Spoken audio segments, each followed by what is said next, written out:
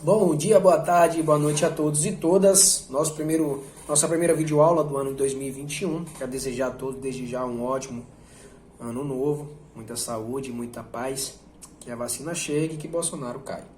Muita luz para nós, tá? Que Deus e todos os santos nos abençoe.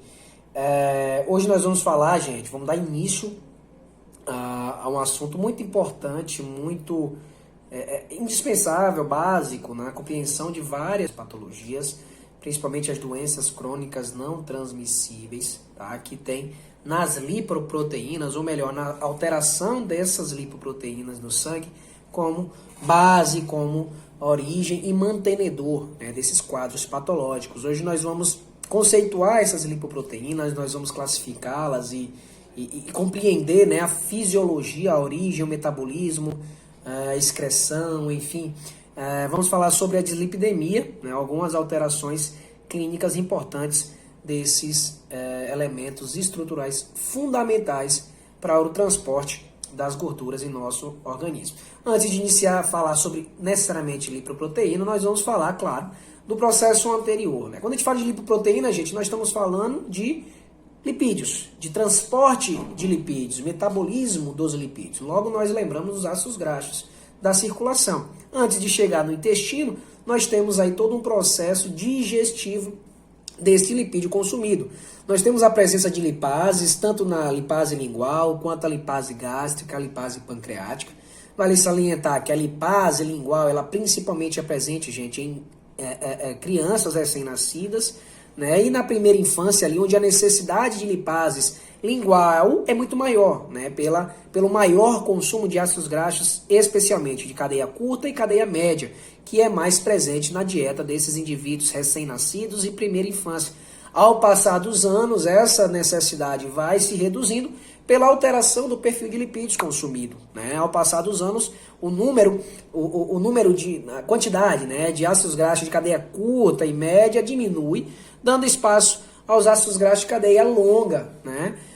Como o ácido palmítico, o C16, como o oleico, o linoleico, o 18, né, presente em animais, em alimentos de origem animal e vegetal também, como os óleos amplamente consumidos em nossa dieta. Tá? Então as lipases linguais, elas fazem parte desse processo digestivo, principalmente em crianças. Ah, Luan, não faz parte da digestão dos adultos? Olha, a relevância é muito pequena, não vamos considerar esta lipase como a principal jamais. Sabendo que, claro, a principal lipase, do ponto de vista quantitativo, é a lipase pancreática, liberada pelo pâncreas exócrino após a chegada deste conteúdo alimentar no intestino. Antes disso, nós vamos falar dos sais biliares também, que são, né, a bilirrubina, né, a bile, é produzida pelo fígado a partir do metabolismo das hemácias, né, gente, das células, células vermelhas senescentes, envelhecidas, que já perderam a sua função, a partir do processo de conjugação dessa bilirrubina, transformando essa bilirrubina indireta em bilirrubina direta pelos hepatócitos, elas são liberadas pelos ductos hepático direito e esquerdo, caindo no ducto hepático comum, chegando na vesícula biliar, onde ela é armazenada, concentrada e preparada para ser liberada quando necessário. Quais são os principais componentes alimentares de excreção que estimulam, né, a excreção e liberação da bile, gente? Estômago. Gordura, tá? Essa gordura, junto principalmente com a proteína, é responsável pela secreção de colecistoquinina, também conhecida como CCK, liberada principalmente, sim, pelas células do intestino delgado, especialmente as células duodenais, produzida por estas células do intestino, liberadas na circulação, agindo nos órgãos próximos aqui do próprio trato gastrointestinal. Então é lançado na circulação intestinal, né, aqui na região no plexo entérico, né, liberado na corrente sanguínea dessa região, chegando à vesícula biliar, chegando ao esfíncter de Oddi, chegando também ao pâncreas. Qual é a função da CCK? Principalmente, gente, promover a constricção, promover a contração da vesícula biliar e, consequentemente, o expulsamento, né, a expulsão dos sais biliares da vesícula, alcançando o colédoco, chegando até o ducto comum. Esse ducto comum é comum a quem? É comum tanto ao a bile, né, aos sais biliares liberados pela vesícula, quanto comum também ao ducto pancreático, onde nós vamos ter a liberação das substâncias, das enzimas, dos componentes produzidos pelo pâncreas exócrino. Nesse caso, nós vamos estar falando, né, nós estamos falando, desculpa, da lipase pancreática, que esse CCK que nós falamos estimula a sua liberação. Então, a CCK vai estimular a secreção de bile, estimular a secreção de lipase pancreática e relaxar, gente, o esfíncter de Oddi. O que é o esfíncter de Oddi? Uma portinha, assim como todos os outros esfíncteres, que vai controlar a saída de conteúdo vesicular e pancreático para o intestino e impedir, claro, o seu refluxo. O que é que acontece aqui, gente? Eu tenho a liberação de bile e de lipase que vai ser jogada no intestino delgado para realizar o quê? Emulsificação, digestão e absorção da gordura.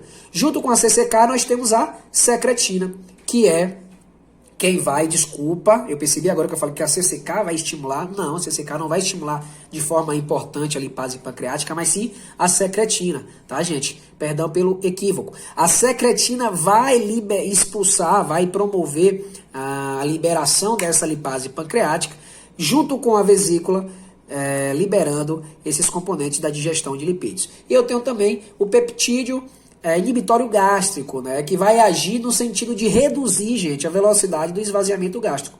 Vai diminuir o peristaltismo, fazendo com que a passagem do conteúdo estomacal para o local, né, para o intestino, para o duodeno seja mais lento, favorecendo o processo de digestão adequada, com calma, né, tendo o tempo necessário suficiente para os sais biliares, para as enzimas, para o bicarbonato agir sobre esse conteúdo alimentar. Tá? Aqui nós vamos entrar propriamente nas lipoproteínas. Como nós podemos ver, gente, é uma estrutura, assim como o nome diz, uma estrutura contém lipídios e proteínas.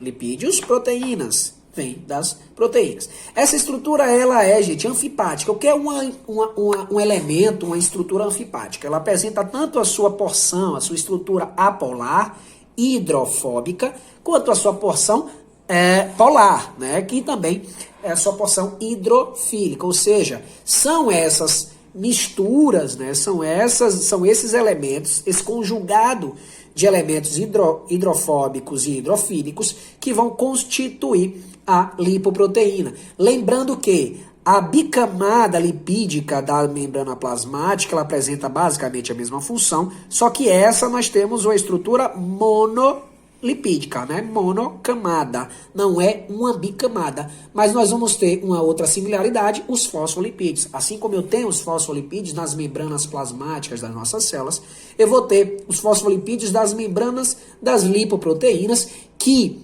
além, né, das apoproteínas, que são as proteínas presentes nessa membrana plasmática, vão garantir a hidrofilicidade, né? Vamos garantir a solubilidade deste elemento no meio aquoso do sangue, né? O fosfolipídios, aí eu vou ter a fosfatidilcerina, fosfatidilcolina, eu vou ter fosfatidiletoanolamina, que vão formar, né, ligações iônicas com o hidroxil, né? Aí o íon hidroxil ou hidroxila dos componentes aquosos do sangue, né? Permitindo com que essas estruturas sejam levadas pela circulação. Além do fosfolipídio, eu vou ter a presença do colesterol não esterificado, ou seja, não conjugado, não ligado a nenhuma outra estrutura. Do lado interno, gente, na parte interna dessa lipoproteína, eu vou ter principalmente os compostos hidrofóbicos, o éster de colesterol e os triglicerídeos, que são os ácidos graxos, que foram,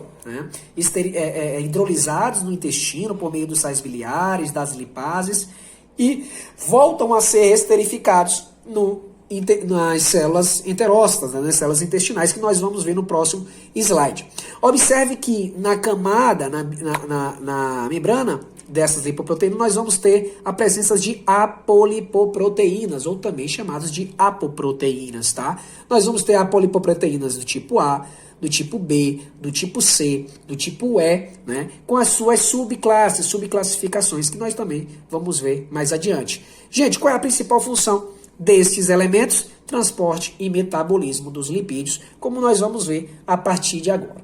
As lipoproteínas principais presentes no nosso sangue são os quilomicrons, tá? Que nós vamos ir logo agora adiante no próximo slide, que são as primeiras lipoproteínas produzidas em nosso organismo, as proteínas endógenas produzidas pelas células intestinais do nosso organismo, tá? Eu vou ter a síntese a partir do quilomicron, dos quilomicros remanescentes. Posteriormente, no fígado, eu vou ter a síntese do VLDL, que é a lipoproteína de muito baixa densidade, tá? Em seguida, eu vou ter a síntese das lipoproteínas de densidade intermediária, que são chamadas de IDL, entre a VLDL e a LDL, que é a lipoproteína de baixa densidade, a lipoproteína conhecidamente, né, mais heterogênica que nós temos pelo seu alto conteúdo de colesterol. E também nós vamos ter a proteína de baixa densidade, a HDL colesterol. Essa aqui é a quilomicron, ou o quilomicron. O quilomicron, gente, ela é uma estrutura, como nós já começamos a falar, sintetizada pelos enterócitos, tá? A partir do consumo e da internalização de ácidos graxos no meu intestino. Esses ácidos graxos, esses triglicerídeos que foram hidrolisados e internalizados, eles vão ser armazenados no retículo, eles vão, né, compor o retículo endoplasmático liso. Esses ácidos graxos eles estarão dentro deste retículo, que, né, junto com a ApoB48, que é essa apolipoproteína principal do quilomicron, né, que foi produzido pelo retículo endoplasmático rugoso. Nós sabemos a região do ribossomo principal, responsável, né, maquinário de síntese proteica da nossa célula. Havendo aí a internalização dos triglicerídeos, né, dos ácidos graxos, dos colesteróis, pelo retículo endoplasmático liso, vai se fundir no complexo de Golgi, tá? A essa proteína B48. A junção dos ácidos graxos mais a proteína B48 vai formar o quê? O quilomicron, que vai ser, a partir de um processo de exocitose, tá? Vai alcançar a corrente linfática, o sistema linfático, antes de chegar à corrente sanguínea, a circulação sistêmica, tá? Então, o quilomicron, ele é produzido pelo intestino, pelas células intestinais, tá? Pelos enterócitos, é incorporado algumas proteínas de membrana que vai lhe dar essa característica. Atenção que essas apolipoproteínas, como nós já falamos, a C3 e a C2, elas são incorporadas somente, gente, quando este quilomicron alcança a circulação sistêmica. E onde é que vai ser isso? Esses quilomicrons vão alcançar o sistema linfático, como nós já falamos, e vai